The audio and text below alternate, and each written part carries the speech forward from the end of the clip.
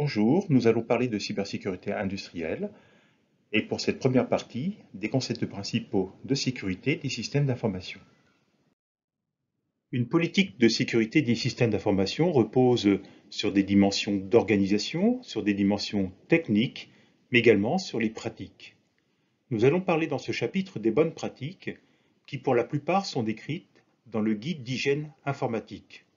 Il s'agit de présenter les objectifs et les moyens à réaliser par tout un chacun afin d'assurer la base de la cybersécurité des systèmes. Le guide d'hygiène informatique qui est publié par l'ANSSI, Agence nationale de la sécurité des systèmes d'information, comporte 42 règles de sécurité réparties en 9 chapitres. Le premier porte sur la sensibilisation et la formation de tout un chacun, utilisateur, administrateur, gestionnaire du système d'information.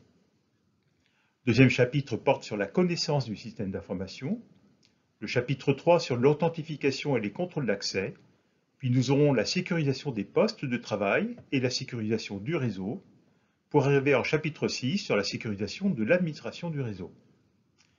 Le chapitre 7 porte sur le nomadisme, le 8 sur le maintien en condition opérationnelle et la mise à jour du système d'information. Enfin, le 9 parle de supervision, d'audit et de réaction en cas d'incident. Nous allons donner quelques points essentiels de chacun des chapitres de ce guide, tout en demandant au lecteur d'aller plus en profondeur par cette lecture attentive. Pour le premier chapitre, il s'agit de sensibiliser et de former.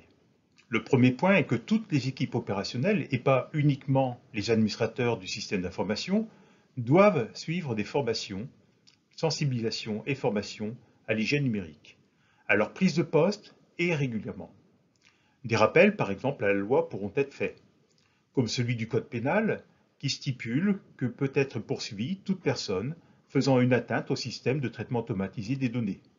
Le Code va séparer, par exemple, ce qui est d'accéder ou de maintenir frauduleusement une partie du système d'information, de ce qui est supprimé ou modifié des données, voire même ce qui se passe lorsque c'est un système de données de l'État. La sensibilisation et la formation portera également sur les principaux risques et menaces. Comment maintenir en condition de sécurité son système d'information? Comment gérer correctement son authentification et le contrôle d'accès? Quel type de paramétrage peut-on faire pour durcir un système? En quoi consiste le cloisonnement d'un réseau? Et en quoi consiste la journalisation? La sensibilisation et la formation conduiront par exemple à la signature d'une charte. Charte de l'utilisateur, charte de l'administrateur, charte par exemple d'un sous-traitant. Nous reprenons ici les 4 éléments principaux de la charte rénataire que tout utilisateur au sein de l'université se doit de signer. Il est stipulé dans un premier temps quelles sont les finalités de l'utilisation du système d'information auquel on a le droit d'accéder. On parlera ensuite d'une utilisation loyale du réseau, comme par exemple l'interdiction d'utilisation malveillante, ou alors de générer des données dont le but est de saturer le réseau, d'épuiser des ressources, mais également d'appliquer strictement les recommandations de sécurité de l'établissement, par exemple en termes de mots de passe et de leur confidentialité. Enfin, de signaler toute tentative de violation de son propre compte, d'intrusion de ses propres équipements. La charte rappelle également à la loi qu'il est interdit d'échanger des contenus illégaux, de respecter l'intimité et la vie privée d'autrui, y compris celle des mineurs. Enfin, la charte porte de la confidentialité, à savoir qu'il ne faut pas lire, copier, divulguer, modifier des fichiers d'un autre utilisateur, et ne pas intercepter les communications entre tiers. On ne cherchera donc pas à craquer le mot de passe de son voisin. Connaître son système d'information, c'est connaître pour tout à chacun quelles sont les informations considérées comme sensibles. Ceci peut être lié à l'entreprise, lié à un service, mais lié aussi à chaque individu. Il faut aussi connaître les règles et consignes de sécurité. Par exemple, l'interdiction de connecter des équipements personnels avec lesquels à la maison on a pu aller surfer sur Internet, récupérer des vers ou des virus, ou des chevaux de Troie. C'est l'interdiction de divulguer ses mots de passe à un tiers. C'est l'interdiction de taire des événements suspects. C'est aussi l'obligation de verrouiller systématiquement sa session lorsque l'on a fini sur son poste utilisateur. Il faut aussi connaître les procédures d'arrivée et de départ des différents personnels. Le troisième chapitre porte sur l'authentification et le contrôle d'accès. On parlera d'utiliser des mots de passe robustes. Par exemple, on évitera 0000 comme mot de passe. Mais c'est également le fait de changer l'authentification par défaut de tous les équipements et services. Un automate programmable est fourni avec un code par défaut, un téléphone portable de même. La première chose à faire, c'est de changer le mot de passe. La sécurisation de son poste de travail est également une tâche que tout à chacun peut remplir. Il s'agira, par exemple, de limiter les modules optionnels du navigateur web et de ne retenir que ceux qui sont nécessaires sous peine d'avoir, parmi ceux-là, des vers qui se propagent. D'activer le pare-feu local et d'activer son antivirus. Par moment, l'installation de certaines applications peut vous conduire à désactiver l'antivirus ou désactiver le pare-feu. Après installation, vous devez réactiver ceci. Il faut aussi penser à chiffrer des partitions, notamment là où sont stockées des données sensibles. Vous pourrez par exemple utiliser des options de cryptage comme setzip qui vont vous permettre ici d'affecter une clé de cryptage à un dossier ou à tout un répertoire. Il faut savoir se protéger des supports amovibles. Surtout ne pas brancher une clé USB totalement inconnue. Enfin, il faut utiliser tous les modes de chiffrage des données lorsque l'on fait des communications sur Internet. Par exemple, dans la messagerie, on retiendra l'utilisation du cryptage SSL. Vous avez donc un ensemble de possibilités sur lesquelles nous reviendrons dans les travaux personnels pour pouvoir effectuer des cryptages de données de transmission sur l'ensemble de vos supports. Sécuriser les réseaux, c'est aussi réaliser un ensemble de comportements, comme par exemple segmenter le réseau et mettre en place des cloisonnements entre ces différentes zones. Un exemple simple est celui de l'université, pour lequel vous avez d'une part un réseau filaire, et ce réseau filaire, qui n'est a priori pas directement accessible depuis Internet, va permettre d'accéder à un ensemble d'applications du système d'information. Vous avez aussi EduORAM, qui est un réseau sans fil, mais qui cette fois-ci aura un nombre limité d'accès d'applications du système d'information. On va donc utiliser des accès Wi-Fi avec des clés, des mots de passe. On va utiliser des protocoles sécurisés, surtout lorsque vous faites une transaction bancaire. Vérifiez bien qu'il y a un cryptage et une reconnaissance pour la non-répudiation à travers le protocole HTTPS qui doit s'afficher tout en haut au début de l'adresse URL de votre messagerie. Utilisez une passerelle d'accès sécurisée. Vous allez pouvoir voir que vous êtes connecté via un serveur proxy qui affecte dynamiquement votre adresse IP. Il faut savoir aussi protéger sa messagerie personnelle, vérifier les expéditeurs.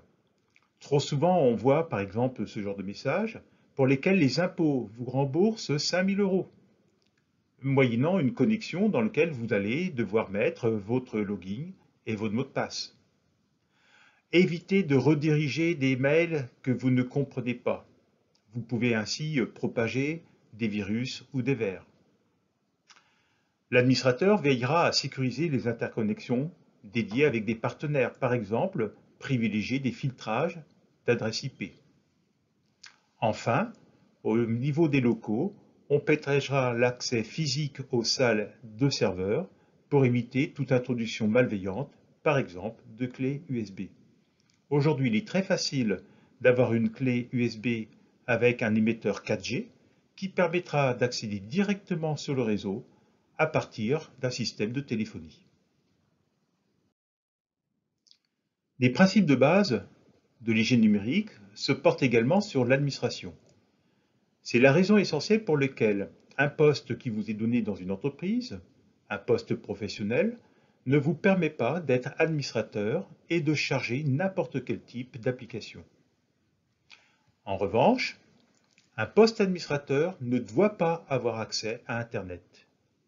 Il va donc être complètement cloisonné de la toile pour éviter justement l'introduction de fichiers frauduleux. On va donc utiliser un réseau cloisonné pour les administrateurs, séparer cette zone administrateur du reste du réseau de l'entreprise et encore plus de l'accès à Internet. Et comme je le disais, vous n'aurez pas le droit d'être administrateur de votre propre poste pour justement sécuriser celui-ci. L'hygiène numérique porte également sur la gestion du nomadisme. En aucune manière il est interdit d'avoir un poste nomade. Cependant, il faut prendre des mesures de sécurisation physique. Il n'est pas rare, aujourd'hui, que dans des trains, les postes de travail soient volés, notamment les PC, voire les téléphones, les tablettes, parce que l'on peut retrouver dans leur mémoire tous les mots de passe et les codes d'accès de votre entreprise. Il faudra donc sur votre poste nomade chiffrer les données sensibles, comme on l'a vu précédemment, les partitions entières de vos données. Il va falloir également sécuriser les connexions au réseau des postes de travail nomades. Et on va utiliser pour ce faire principalement des tunnels ou des réseaux protégés comme les réseaux VPN. Enfin, les administrateurs adopteront des politiques de sécurité spécifiquement dédiées aux réseaux mobiles.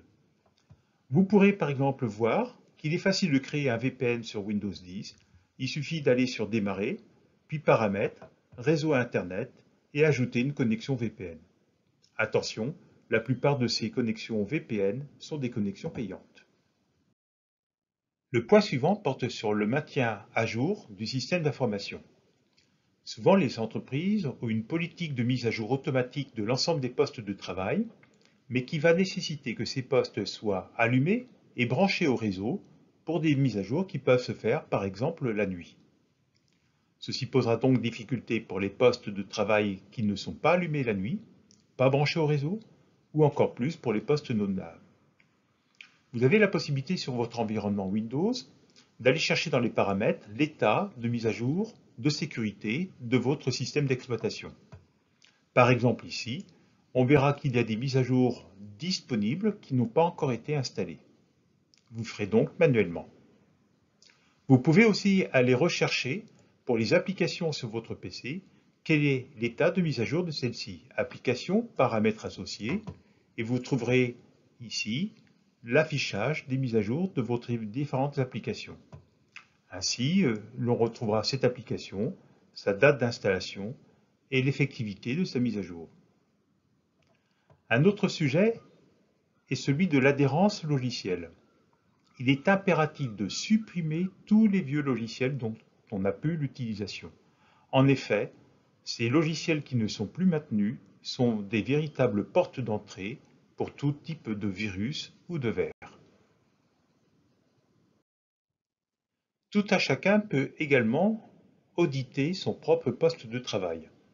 Bien évidemment, c'est le rôle premier de la DSI, Direction des systèmes d'information, mais sur votre propre PC, vous pouvez regarder quel est l'état des journaux des différents composants importants.